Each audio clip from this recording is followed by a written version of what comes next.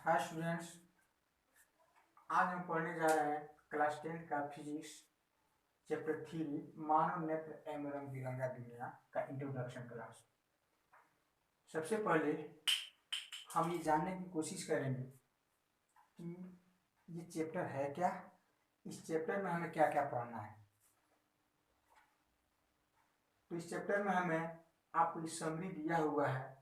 सबसे पहले हम जानेंगे कि मानव नेत्र क्या होता है, मानव नेत्र के कितने भाग होते हैं, समंजन क्षमता क्या होता है, दृष्टि दोष क्या है, प्रकाश का वर्ण विक्षेपण क्या होता है, इंद्रधनुष का निर्माण कैसे होता है, वायुमंडलीय अपवर्तन क्या है, प्रकाश का प्रकीर्णन क्या है, टिंडल प्रभाव क्या है और प्रिज्म क्या है। बहुत सभी विद्यार्थी ये सोचते हैं कि साइंस का प्रश्न जो है हम रट करके याद कर लेंगे, लेकिन ये आपका सोच बिल्कुल गलत है। कितना आप रटोगे, रटते रटते थक जाओगे, फिर भी आपको पूरा का पूरा प्रश्न का आंसर याद नहीं हो पाएगा। इसलिए आप कोशिश करो कि जो चैप्टर आप पढ़ने जा रहे हो उसको अच्छी तरह से समझें, खुद का प्रश्न और उत्तर तैयार करें, क्योंकि अपना प्रश्न का उत्तर जो स्वयं हम लोग बनाते हैं वो सबसे बेटर होता है, सबसे अच्छा होता है। यदि आप इंट्रोडक्शन क्लास अच्छा से करते हो, अच्छी से इन चीज़ों को समझ पाते हो, तो आपका 50% ऐसे ही याद हो जाएगा। बाकी 50% रहा तो आप नोट्स तैयार करो, या मैं आपको लास्ट में इन जब होगा उस टाइम में मैं आपको नोट्स दूंगा, जो इम्पोर्टेंट प्रश्न है वो सभी का नोट्स दूंगा, अर्थात प्रश्न उत्तर दोनों दूंगा। तो सबसे पहले हम स्टार्ट करते हैं कि ये मानव नेत्र क्या है। मानव नेत्र प्रकृति द्वारा, ईश्वर द्वारा दी हुई एक अद्भुत प्रकाशीय यंत्र है, जिसकी सहायता से प्रकाश की उपस्थिति में हम किसी वस्तु को देख पाते हैं। मानव नेत्र एक अद्भुत प्रकाशीय यंत्र है जिसके उपस्थिति में, जिसकी सहायता से हम किसी वस्तु को देख पाते हैं। मानव नेत्र के कई भाग होते हैं जिसको हम मानव नेत्र का भाग कहते हैं। ठीक है, मानव नेत्र के बहुत सारे भाग होते हैं, उसमें प्रमुख भाग का हम अध्ययन करेंगे। चलते हैं हम लोग, मानव नेत्र के प्रमुख भाग कौन कौन सा होता है उसको हम स्टडी करते हैं।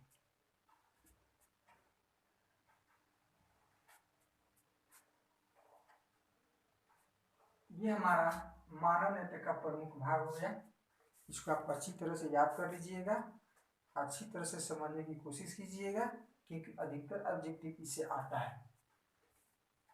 मानव नेत्र का प्रमुख भाग में सबसे पहला भाग है दृढ़ पटल या श्वेत पटल। उसके बाद से आएगा कॉर्निया, फिर कॉर्निया के बाद से आता है कुराइड, फिर कुराइड के बाद से आता है परितारिका जिसको आइरिस कहा जाता है, उसके बाद से पुतली जिसे नेत्र द्वार भी कहा जाता है, फिर आता है सिलियरी पेशिया जिसको पक्षमाभि पेशिया भी कहा जाता है, उसके बाद से आता है नेत्र लेंस, और सबसे आंख का जो अंतिम भाग होता है वो होता है दृष्टि पटल या रेटिना। दृष्टि पटल या रेटिना। अब हम चलते हैं कि दृढ़ पटल या श्वेत पटल क्या है। तो आपको यहाँ पर एक डायग्राम दिया गया है, ये हो गया मानव नेत्र का डायग्राम। क्योंकि मानव नेत्र जो होता है गोलीय होता है और सामने वाला भाग कुछ जो होता है उठा हुआ रहता है, इसलिए इसको हम लोग नेत्र गोलक भी कहते हैं। इसमें आप देख रहे हैं डायग्राम में इन सभी चीजों को यहाँ पर दिखाया गया है। हम देखते हैं ये दृढ़ पटल क्या है। तो यहाँ पर डायग्राम में देखेंगे कि मानव नेत्र का सबसे बाहरी भाग, ये बाहर वाला पोर्शन जो है, बाहर वाला भाग, इस बाहरी भाग को हम दृढ़ पटल या श्वेत पटल कहते हैं। दृढ़ पटल इसको इसलिए कहा जाता है कि बहुत हार्ड होता है, कठोर होता है। और श्वेत पटल इसका नाम इसलिए कि ये इसका कलर जो होता है व्हाइट होता है, श्वेत होता है, इसलिए इसको हम श्वेत पटल भी कहते हैं।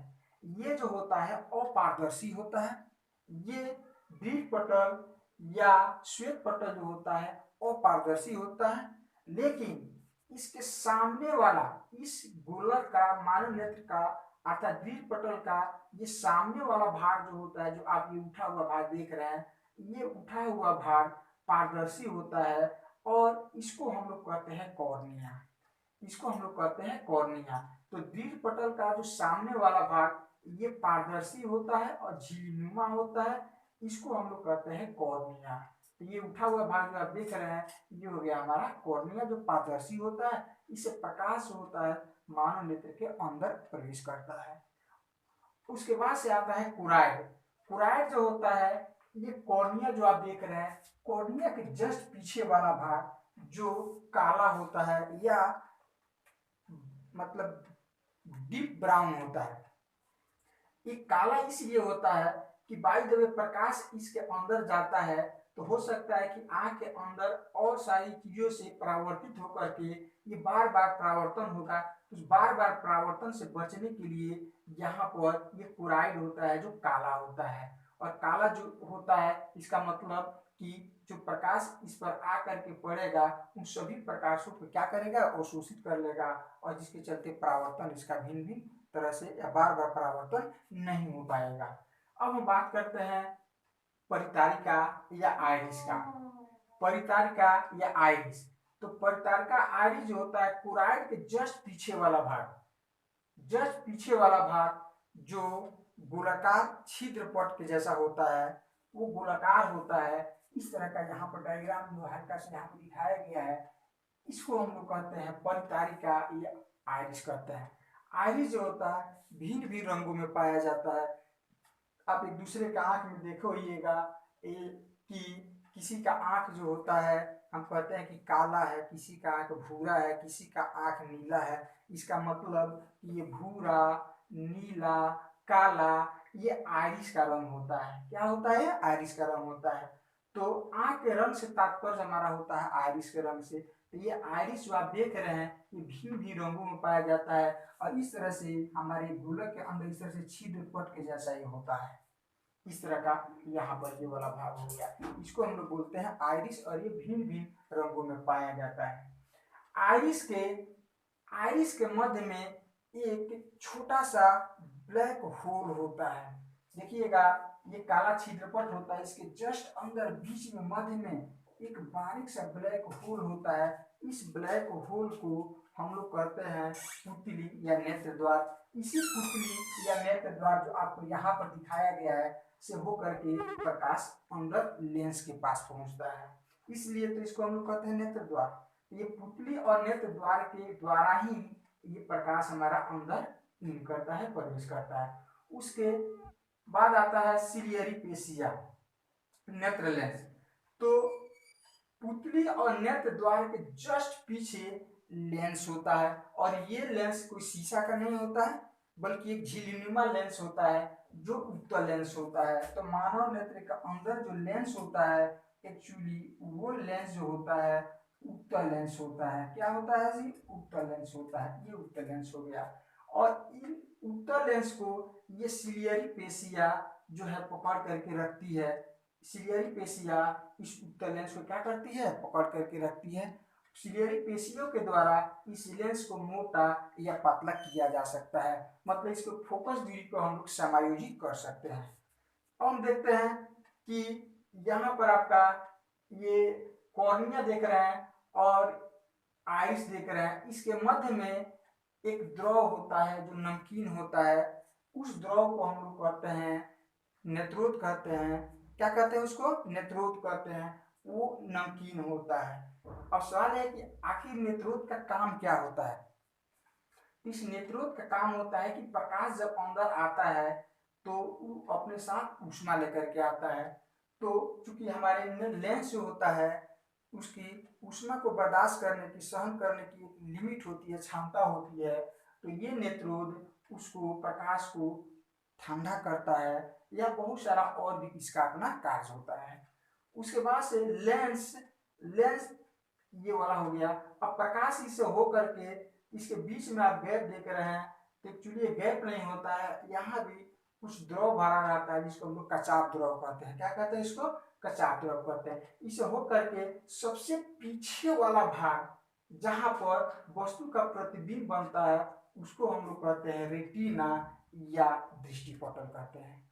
उसको कहते हैं रेटिना या दृष्टिपटल कहते हैं। इस रेटिना में सिर्फ तंतु होते हैं, इस रेटिना में सिर्फ तंतु होते हैं, सिर्फ तंतु होते हैं इस रेटिना में, और उन तंतु का नाम हम लोग,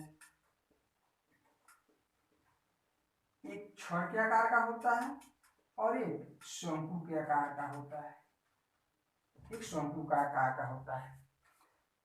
और इस रेटिना पर दो बिंदु होता है, एक को कहते हैं पीत बिंदु और दूसरे को कहते हैं अंध बिंदु।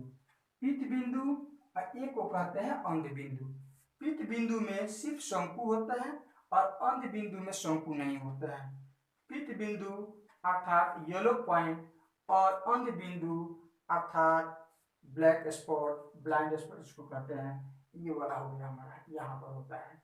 तो जब वस्तु का प्रतिबिंब रेटिना के पीत बिंदु पर बनता है तो इस रेटिना से दीप तंत्रिकाएं जुड़ी होती है जो मस्तिष्क को मैसेज देती है। यहाँ हमारा मस्तिष्क हो गया और यहाँ से ये दीप तंत्रिकाएं वो उसको मैसेज देती है और फिर मस्तिष्क हमारा उसका विश्लेषण करता है और विश्लेषण करने के बाद हमें देखने की अनुभूति प्राप्त होती है और उन चीजों को हम देख पाते हैं। आपको ये भी ध्यान रखना है कि यहाँ पर जो प्रतिबिंब बनता है एक्चुअली वो वास्तविक और उल्टा होता है, लेकिन हमारे मस्तिष्क इसका विश्लेषण करके वो सीधा करके हमें देखने की अनुभूति प्रदान करती है। इस प्रकार हम किसी वस्तु को सीधा देख पाते हैं। तो स्टूडेंट्स, नेक्स्ट वीडियो में हम ये जानेंगे कि दीप तंत्रिकाएं कैसे काम करती है और ये रेटिना का और क्या क्या फंक्शन है, और उसके बाद से दृष्टि दोष क्या होता है, दृष्टि दोष क्या होता है। तब तक के लिए